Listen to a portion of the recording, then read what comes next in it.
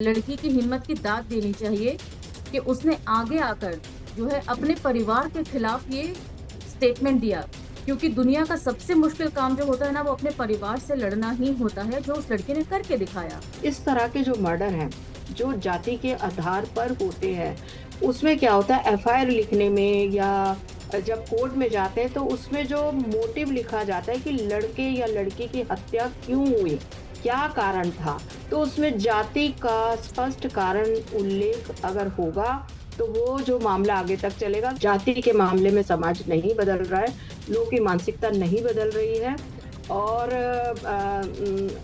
मतलब कहीं-कहीं आपको ये दिखेगा कि जो है वो लोग जो है थोड़े लिबरल हो रहे हैं, लेकिन अगर मैं ये देखूँ तो समाज वहीं का वहीं ठहरा हुआ है। साल की तमाम तारीखों में दलित बहुजन आंदोलन का इतिहास छुपा है। बहुजन नायकों का संघर्ष छुपा है। उन तमाम इतिहास और संघर्षों को समेटे आ गया है साल 2026 का बहुजन कैलेंडर। आज ही बुक करिए अपना बहुजन कैलेंडर। डिटेल्स स्क्रीन पर हैं। जय भीम, नमस्कार। मैं हूं अशोक दास, आप देख रहे हैं दलित दस्तक। महाराष्ट्र के नांदेड़ में जो घटना घटी है, जो खबर सामने आई है, जिसमें सक्षम ताटे जो दलित लड़का था और आंचल नाम की लड़की थी, दोनों प्यार करते थे। सक्षम की हत्या कर दी गई।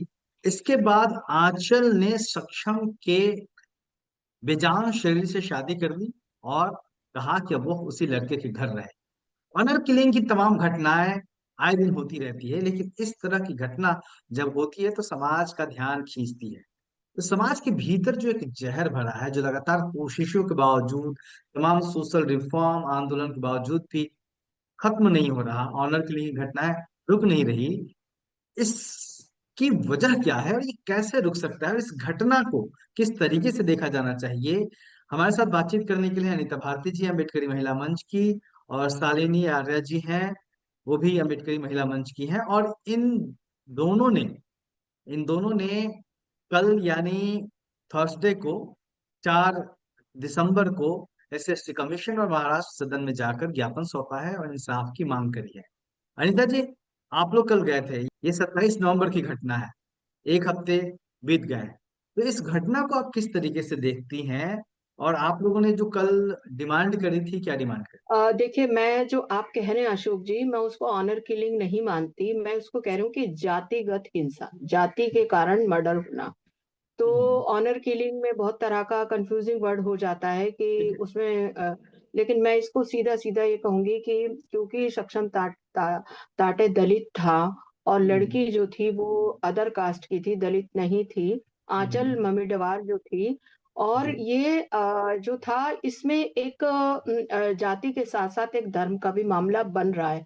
धर्म का हम्म, मामला ये बन रहा है कि लड़का बुद्धिस्ट था और हम्म, लड़की का परिवार हिंदू था। देखिए हम्म, मतलब हालाँकि लोग कहते हैं कि हिंदू दलित हिंदू होते हैं, लेकिन यहाँ हम्म, पर लड़का जय भीम वाला है, बुद्धिस्ट है और हम्म, लड़की के पेरेंट्स ने कहा कि आप धर्म बदल लो, तो लड़का हिंदू बनने के लिए भी तैयार हो गया। हम्म, ये पहला ऐसा मामला है जिसमें बहुत चीज़ें स्पष्ट हुई हैं कि जी, जय भीम वाला और हिंदू अलग हैं, है ना? बुद्धिस्ट हम्म, और हिंदू अलग हैं और यही एक उसके जय भीम वाला होने के कारण ही उसका जो हत्या हुई है और हत्या भी बड़ी मतलब 3 साल से रिलेशनशिप में थे दोनों बच्चे और दोनों जी, जो है हमारा भारत का संविधान छूट देता है कि आप शादी के लिए आपकी निजी चॉइस है, आप किससे शादी करो।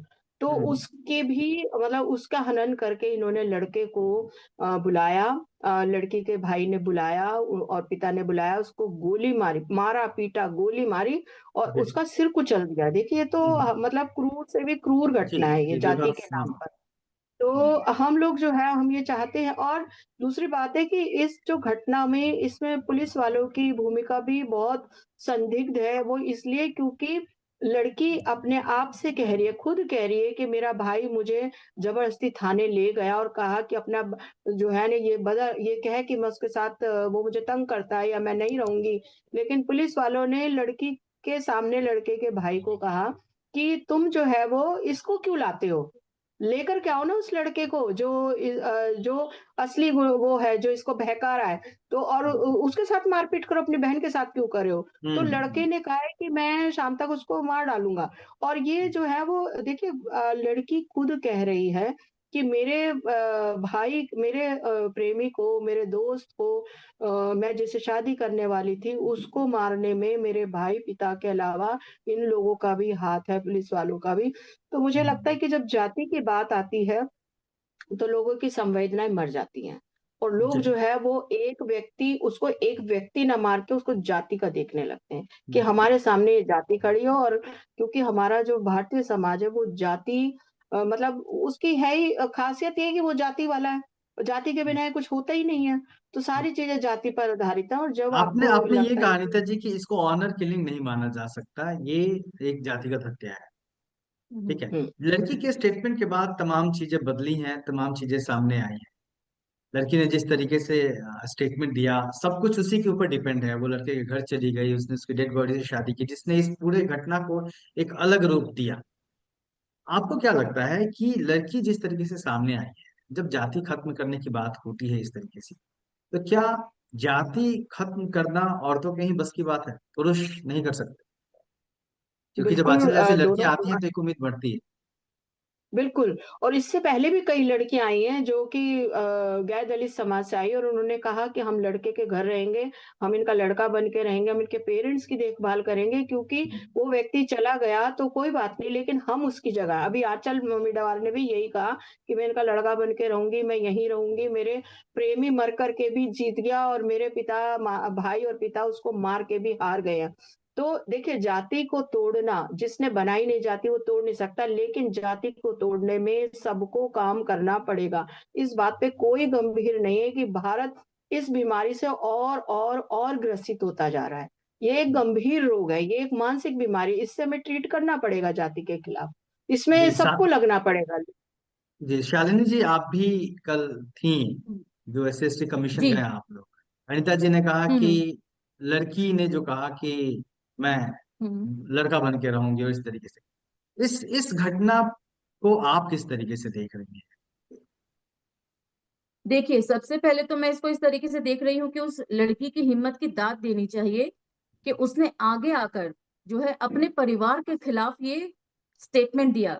क्योंकि दुनिया का सबसे मुश्किल काम जो होता है ना, वो अपने परिवार से लड़ना ही होता है, जो उस लड़के ने करके दिखाया। वरना लोग जो है वो इमोशनल ब्लैकमेलिंग भी करते हैं, और हो सकता है उनकी हुई भी होगी, आंचल की। लेकिन वो इसके आगे झुकी नहीं और उसने न्याय की मांग करी। तो ये भी दिखाता है कि अच्छे बुरे लोग हर जगह होते हैं, और महिलाएं जो हैं वो बेहद संवेदनशील होती हैं। और यदि न्यायिक पक्ष की आप बात करें तो न्यायिक पक्ष में भी महिलाएं जो हैं वो ज्यादा बेहतर साबित हो रही हैं। इस तरह की कोई एक घटना नहीं है। अब अनिता भारती जी ने ऑलरेडी कोट कर दिया इस बात को कि बहुत जी। सारे मामले ऐसे हो रहे हैं कि लड़कियां जो है अपने परिवार वालों के खिलाफ ही अब हम्म। खड़ी हो रही हैं। तो इससे ये कमीशन भी में क्या पता कहा चलता है गया? आप लोगों ने जो डिमांड रखी, कमीशन का क्या रोल था? जी, कमीशन का रोल ये था कि जो सब लोग बहुत अधिकारी मिले बेहतर आपसे। तरीके से, हाँ, बहुत अच्छे थे। और उन्होंने बहुत पेशेंटली हम लोगों की सारी बात सुनी, यहाँ तक कि अनीता जी ने एक मोटिव का एंगल जो है जब उन्हें बताया कि इसका भी संज्ञान लिया जाना चाहिए, तो उन्होंने उसका वेलकम किया और कहा कि हाँ, ये भी एक चीज है और इसमें भी इम्प्रूवमेंट होनी चाहिए। लेकिन क्योंकि एक जो गवर्निंग बॉडी होती है, उसका काम होता है विद इन द लॉ रहकर अपनी बात कहना और उस लॉ को मनवाना। तो उन्होंने हम्म। ये भी सजेस्ट किया कि इसके जरिए जो है आप कुछ बड़े राजनेताओं से मिल सकते हैं, क्योंकि कोई भी अधिकार या कोई भी कानून जो है ना, वो सबसे पहले संसद में पारित किया जाता है, उसके बाद वो लॉ बनता है और फिर उसकी इम्प्लीमेंटेशन होती है। तो एक बार जो है राजनेताओं से मिलना भी इस बारे में एक पॉजिटिव पॉइंट रहेगा, क्योंकि यहाँ से अनिता जी, ये किससे बॉडी मुलाकात जो हुई है। वहां पे आप लोगों की? देखिए, हमारी जो है वो एक तो हम दो बड़े ऑफिसर से मिले। एक तो असिस्टेंट वहाँ के जो थे, डायरेक्टर थे, गुलशन पहाड़िया जी थे, और स्टालिन जी थे दोनों।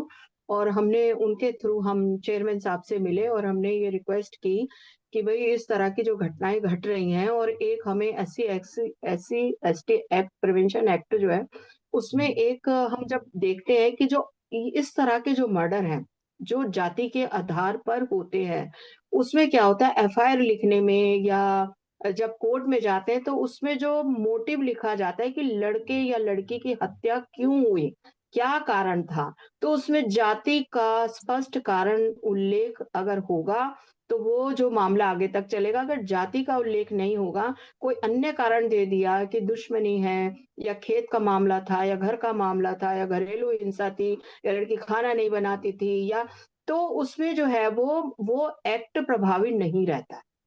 तो हमने ये कहा कि हमें इस एक्ट में इस पर थोड़ा हमें काम करना चाहिए, और जब भी कोई घटना ऐसी घटे तो जी हमें उस पर जो है वो स्पष्ट तौर पे जाति के कारण की गई हत्या शब्द का इस्तेमाल करना चाहिए। तो इस पे उन्होंने कहा कि ये बात हम भी, मतलब उनको भी लगा कि हाँ, ये बात तो सच है और ये इस वजह से लोग बच भी जाते हैं। तो इसलिए उन्होंने कहा कि इस काम को करने के लिए हमें थोड़ा एक लॉबिंग करनी पड़ेगी और हमें ये कहना पड़ेगा कि हम जो भी सिंसियर सांसद है या जो भी उनके थ्रू हम ये सवाल उठाएं, अपनी वॉइस को रेज करें। और मैं अशोक हम्म। दास जी आपको ये बता दूं कि ये बात अभी जो हमारे संज्ञान में नहीं आई है। जब ये अभी केरल में, जब तमिलनाडु में भी 2 हत्याएं ऐसी हुई हैं जिसमें जी जी। लड़का एक हम्म सॉफ्टवेयर इंजीनियर था और एक डॉक्टर था। इस तरह के बड़े ऊंची पोस्ट वाले बच्चे जो है उनका मर्डर हुआ है। तब साउथ से भी ये आवाज आई है कि ये जो हत्याएं हो रही हैं इंटरकास्ट मैरिज के कारण, इसमें जो है वो हमें कानून में ये एक नया जोड़ने की जरूरत है, ताकि ये ज्यादा प्रभावी तरीके से लागू हो सके इस तरह के हत्याओं पर। जी। हाँ, ये ऑनर किलिंग से किस तरीके से डिफरेंट है और कौन कौन से बिंदु हैं जिसको जोड़ा जाए और उससे क्या फर्क पड़ेगा, शालिनी जी? देखिए, ऑनर किलिंग से ये डिफरेंट केस इसलिए है क्योंकि ऑनर किलिंग में ज्यादातर जो है वो लड़कियों की हत्याएं होती हैं। हम्म लड़कियां यदि जात के बाहर संबंध रखती हैं तो उससे खानदान की नाक कट जाती है। तो ऑनर, ऑनर इसका किलिंग वो से, शब्द भी। ऑनर किलिंग इस चीज का हम्म मामला हो जाता है, ठीक है। नाक की इज्जत का सवाल हो जाता है। हम्म लेकिन ये मामला जो है ये जातिगत उत्पीड़न का है। इसमें उद्देश्य के साथ साथ अ, मनोविज्ञान भी उतना ही इम्पोर्टेंट है। यदि आप लीगल एस्पेक्ट की तरफ देखें, जैसा कि भगत सिंह ने भी अपने कोर्ट केसेस में कहा था कि मनोविज्ञान का होना भी बहुत जरूरी है। तो जब आपकी मानसिकता ही जातिगत है तो वहां पर मनोवैज्ञानिक विश्लेषण भी बहुत जरूरी हो जाता है पूरी परिस्थितियों का। और अनिता जी ने बिल्कुल सही बिंदु उठाया था कि इसमें मोटिव बहुत इंपॉर्टेंट होना चाहिए और इसको जातिगत उत्पीड़न या जातिगत मानसिकता के मामले के साथ जोड़कर देखा जाना चाहिए। क्योंकि हम्म उससे नहीं तो फिर पारिवारिक झगड़ों में उलझाकर आप चीजों को मर्ज कर रहे हैं। जो जाति हम्म, के लिए जो लड़ाई है उसको आप मर्ज कर रहे हैं हम्म, और उसका आगे आना बहुत जरूरी है। हम्म। जी। जो महिलाएं हैं हमारे साथ जुड़ी हुई है, अनिता जी आपने भी इंटरकास्ट मैरिज की है, लव मैरिज की है, शालिनी जी जी। आपका भी प्रेम विवाह ही है ना? तो नहीं, हमारा प्रेम विवाह नहीं है। अच्छा अच्छा, नहीं, जहां तक मुझे जानकारी थी। ठीक है। तो हाँ। ये आ, अनीता जी आपकी भी इंटरकास्ट मैरिज है, तब और अब में क्या फर्क है? समाज की सोच कितनी बदली है, एक्सेप्टेंस कितनी हुई है, क्या होना बाकी है? देखिए, मुझे तो टू बी फ्रैंक मैं कहूँ अगर बिल्कुल स्पष्ट रूप से, तो समाज नहीं बदल रहा है। जाति के मामले में समाज नहीं बदल रहा है, लोगों की मानसिकता नहीं बदल रही है। और मतलब कहीं कहीं आपको ये दिखेगा कि जो है वो लोग जो है थोड़े लिबरल हो रहे हैं, लेकिन अगर मैं ये देखूं तो समाज वहीं का वहीं ठहरा हुआ है। और उसका रीजन है, उसका कारण ये है कि हम कभी इसके खिलाफ काम नहीं कर रहे, सीरियसली नहीं कर रहे हैं, जो कि हमें करना चाहिए। आजादी के 75 साल बाद भी हमें जाति के खिलाफ एक लंबी लड़ाई लड़नी चाहिए थी, वो हमने नहीं लड़ी है। तो इसलिए एक भ्रम होता है कि बदल रही है पर चीजें। अब ये लड़का सक्षम था, मैं इससे पहले जो तमिलनाडु का लड़का सॉफ्टवेयर इंजीनियर था, जी। सॉफ्टवेयर इंजीनियर टाटा कंसल्टेंसी में, कितनी हम्म बड़ी संस्था है भाई, उसके हम्म अंदर वो था और उसको उन्होंने कैसे मारा। इससे पहले रोहित वेमुला की संस्थानिक हत्या हुई है ना, पायल तड़वी, बड़े सारे केसेस हैं। तो ये जो है, ये समाज जो है ना, ये जड़ समाज है। और इसको ऐसा हमें जरूर भ्रम देता है, लेकिन हम सब लोग नौकरी में रहते हुए, जूझते हुए ये सब झेलते आ रहे हैं। तो मुझे लगता है कि जो है वो कहीं कहीं लोग व्यक्तिगत तौर पे बदले हों तो बदले हों, लेकिन हम्म। सामाजिक तौर पे उनके अंदर ये जाति की भावना नहीं जाती। जी। एक एक पॉलिटिकल एस्पेक्ट में शालिनी जी ये कहा जाता है, बहुजन समाज की बात की जाती है, SC ST OBC की हम्म। बात की जाती है। इस मामले में जो चीजें सामने आई है, लड़की जो है वो OBC समुदाय से है, ऐसी जानकारी हम्म। कई तरफ से निकल के आई है। हम्म। तो जब OBC समाज है, वो भी दलित समाज के लड़के को एक्सेप्ट करने के लिए तैयार नहीं है। समाज जब बदलने की बात होती है राजनीतिक तौर पे, तमाम लोग हम्म। घोषणाएं करते हैं, एक्टिविस्ट लगातार इस बारे में आवाज उठाते हैं, कई संगठन भी बने हुए हैं बहुजनों के नाम पे। वो कितना एक डिसअपॉइंटिंग है। देखिए, ये बहुत डिसअपॉइंटिंग है, क्योंकि मुझे लगता है कि अब ये राजनीतिक तौर के साथ साथ सामाजिक और सांस्कृतिक लड़ाई भी है। इसको हम्म, सिर्फ राजनीतिक लड़ाई अब तक लोग समझ रहे थे, जबकि ये हम्म, सामाजिक और सांस्कृतिक लड़ाई भी उतनी ही ज्यादा है, और हम्म, सांस्कृतिक लड़ाई ये ज्यादा है। हम्म, इसीलिए, और आपने अब बात करी कि राजनीतिक संगठनों की, तो मुझे नहीं लगता कि उन लोगों ने काम किया है। अगर काम किया होता तो वो दिखना शुरू होता। अभी तक कोई ग्राउंड लेवल पे अगर आप जाएं, इस तरह की घटनाएं अगर लगातार हो रही हैं, तो इसका मतलब काम नहीं हुआ है प्रॉपर तरीके से। जो विचार जन जन तक पहुंचने चाहिए थे वो अभी नहीं पहुंचे हैं। और फिर ये एक मानसिकता का भी मुद्दा है, हर कोई अपने से नीचा जो है हम्म, जाति ढूंढ लेता है। यहाँ पर ये मानसिकता भी काम आती है कि ऊपर से आपको दबाया जाता है, तो आपको लगता है कि आपके नीचे भी कोई हो जिसका आप शोषण कर सकें। जी, तो ये मल्टी लेयर्ड क्वेश्चन है, इसका जवाब बहुत मतलब पेचीदगियों से भरा हुआ है। इसको हाँ या ना में नहीं कहा जा सकता, लेकिन ये तो है बिल्कुल। कि काम बिल्कुल नहीं हुआ इस बारे में। जी, मेरा मेरा आखिरी सवाल है आप दोनों के लिए, अनीता जी। हम्म। आप लोगों ने अम्बेडकरी महिला मंच बनाया है, इसका उद्देश्य क्या है और आगे इसको किस तरीके से लेके जाना चाह रहे हैं देखिए, पिछले कुछ समय से ये महसूस हम लोग कर रहे थे कि जैसे अभी शिमला में एक घटना घटी कि एक दलित बच्चे को बहुत 1 साल उन्होंने टॉर्चर किया और उसके आप? पैंट में बिच्छू भी डाला। फिर तमाम तरह की ये घटनाएं आ रही हैं, मर्डर की घटनाएं आ रही हैं, हत्या की घटनाएं आ रही हैं। ये एक बात है हिंसा की। हिंसा जो है वो लगातार बढ़ रही है। दलित महिलाओं पे, दलित बच्चों पे, दलितों पे, मतलब कि कहीं भी देखो तो किसी की मूंछ रखने के लिए मार दिया जा रहा है, कोई खाट पे बैठ गया तो मार दिया जा रहा है, कोई मजदूरी ना देने के कारण मजदूरी ना मांग ले इसलिए मार दिया जा रहा है। तो एक तो ये बात है कि दलित समाज में बढ़ती हिंसा, दूसरी ये है कि दलित समाज के प्रति जो हिंसा हो रही है उसमें कोई भी बोलने वाला नहीं है। चाहे वो सामाजिक संगठन हो, चाहे एनजीओज हो, चाहे पॉलिटिकल पार्टी हो, चाहे तमाम तरह की स्वायत्त संस्थाएं हो, एकेडमिक्स हो, कोई उस पे संज्ञान लेने वाला नहीं है, लेकिन मीडिया से लेके आप जुडिशरी। लोगों ने अम्बेडकरी महिला मंच नाम रखा है, महिलाओं को लेकर आप हाँ। लोगों ने क्या सोचा है, जिस जिस हाँ। जो सवाल छूट जाते हैं उसको उठाएंगे आप? हाँ। हाँ, क्योंकि मैं यही बता रही थी, तो हिंसा ये का तो सवाल कॉमन तो बात मेन हो है। गई जो आप कह रहे हैं। हाँ, लेकिन दूसरी बात ये है कि हम ये देखते हैं कि कहीं पर भी दलित महिलाएं उपस्थित नहीं है।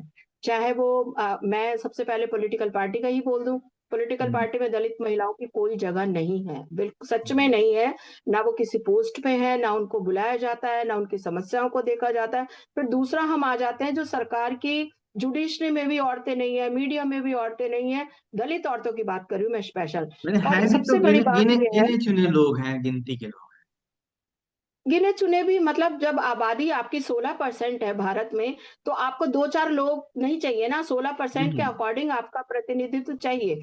तो मतलब उसमें दिखना चाहिए अगर कि हाँ हम ये है। देखें, हाँ, अब आप देखो महिला आयोग हो गया या साहित्य अकादमी हो गई या जो भी हो गया, कभी भी ऐसी कोई कोशिश नहीं रहती कि उस वर्ग के प्रतिनिधि को हम करें ताकि वो अपने सवाल, अपने इश्यू अपने उठा सकें। हेल्थ में महिलाओं की स्थिति बहुत खराब है। ऑक्सफैम की एक रिपोर्ट आई थी जिसमें ये बताया था कि सामान्य महिलाएं जहाँ 54 साल जीती हैं, दलित महिलाएं 39 साल जीती हैं। हम्म, हेल्थ में उनकी बुरी हालत है। एजुकेशन में कई किसी किसी स्टेट में 11-12% भी दलित महिलाएं शिक्षित नहीं है। रोजगार के क्षेत्र में उनके लिए कोई वो नहीं है। रोजगार में जो रिजर्वेशन से महिलाएं आगे आगे, बाकी उनकी कहीं कोई वो नहीं है उपस्थिति। खेतों में कौन काम कर रही है, बेकारी कौन कर रही है, उनकी कोई वॉइस नहीं, वेजिस के लिए। तो ये देखें, पूरा एक सिनेरियो देखें तो दलित महिलाओं के लिए बोलने वाला कोई नहीं है। और इसीलिए हमने इस मंच को ये सोचा कि हम इस तरह की वॉइस को उठाने के लिए ये मंच हम लोगों ने बनाया। क्या करेंगे शिवानी जी आप लोग इस मंच से? हम लोगों ने ये भी शिद्दत से महसूस किया कि पढ़ी लिखी महिलाएं भी जो है ना, वो इसमें जुड़ने को तैयार नहीं होती हैं, अपनी आवाज बुलंद नहीं कर पाती हैं। ऐसे यूनिवर्सिटी से ही क्योंकि यूनिवर्सिटी के माहौल में ही मैं रहती हूँ, इसलिए मैं अपना एग्जाम्पल भी वहीं से दे रही हूँ। आपने देखा होगा जब रितु सिंह का धरना चला था, चाहे लक्ष्मीबाई कॉलेज में पढ़ाने वाली नीलम जी हों, उनको कैसे जातिगत हिंसा के चलते मिनट्स मांगने के एवज में उनको थप्पड़ जड़ दिया गया। तो ये बात मानसिकता की है।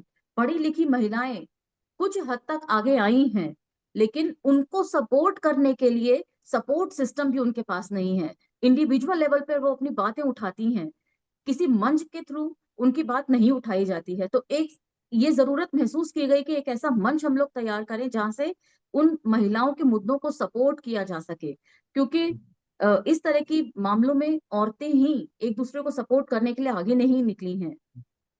तो जी जी। इसीलिए ये सारी चीजें जो हैं हम हम लोगों ने बैठ के डिसाइड किया कि एक ऐसा मंच हो जहां से इन मुद्दों को भी आवाज मिल सके। ठीक है। बेसिकली हम लोग जो हैं अ, हम लोग नीतिगत बदलाव के लिए काम करना चाहते हैं। बेसिकली हम लोग कि दलित महिलाओं के लिए जो चीजें चल रही हैं उनमें उनको किसी तरीके से उनकी बातें रखी जाए, उनको शामिल किया जाए, उनकी सहभागिता निश्चित की जाए। क्योंकि ओके तो महिला आयोग में भी जो है वो भागीदारी बिल्कुल भी नहीं है। महिला आयोग में भी जाइए तो दलित महिलाओं के मुद्दे उठाए नहीं जाते हैं। हम्म आपने देखा होगा कि मणिपुर और नूह जैसी हिंसक घटनाओं हम्म, में भी महिला हम्म, आयोग ने एकदम चुप्पी साध रखी थी। बार बार सामाजिक संगठनों ने उनको बोला भी कि आपको सामने आना चाहिए, लेकिन उनकी कोई भागीदारी नहीं थी इस चीज को हम्म, लेकर। तो महिला आयोग में भी दलित महिला आयोग गठन की मांग को भी हम अभी उठाएंगे इस मंच से। ओके नहीं तो और दलित महिला जी। नहीं, मैं ये कह रही हूँ कि पहले जो था बाल आयोग भी सक्रिय रहता था, बाल आयोग। लेकिन अभी तो हम्म हम्म। दलित बच्चों के साथ इतनी घटनाएं, मटका छूने के लिए हत्या कर दी, सिर फाड़ हम्म दिया, ये कर दिया। तो बाल आयोग का भी कोई रोल ऐसा हमें दिखता नहीं है। तो एटलीस्ट हम हम्म लोग एक लेटर लिख सके, एक अपना संज्ञान दे सके, हम आवाज उठा सके, मतलब इस तरह की मतलब इस जो भी तरह के। घटनाएं हैं उस पे आप लोगों की नजर बनी रहेगी, आप लोग आवाज हाँ, उठाएंगे और एक विरोध बिल्कुल। दर्ज कराएंगे, और आप लोगों की कोशिश होगी कि देश भर की महिलाओं को जोड़ के इस दिशा में काम किया जाए। तो जी निश्चित तौर पे अनीता भारती जी पेशे से स्कूल टीचर रही हैं, प्रिंसिपल के पोस्ट से रिटायर हुई हैं, राइटर हैं। जो लोग भी लिखने पढ़ने वाले लोग हैं उनके लिए नया नाम नहीं है। शालिनी जी लगातार यूट्यूब के जरिए सक्रिय रही हैं, इनके वीडियोस भी आप लोग लगातार देखते होंगे अम्बेडकर नामा पे। तो जब इस तरह की महिलाएं समाज के सामने आती है और किसी बिंदु पे आगे बढ़ती हैं, इन लोगों ने मिलकर जब अम्बेडकरी महिला मंच बनाया है, तो निश्चित तौर पे एक उम्मीद बनती है कि कुछ तो बात होगी।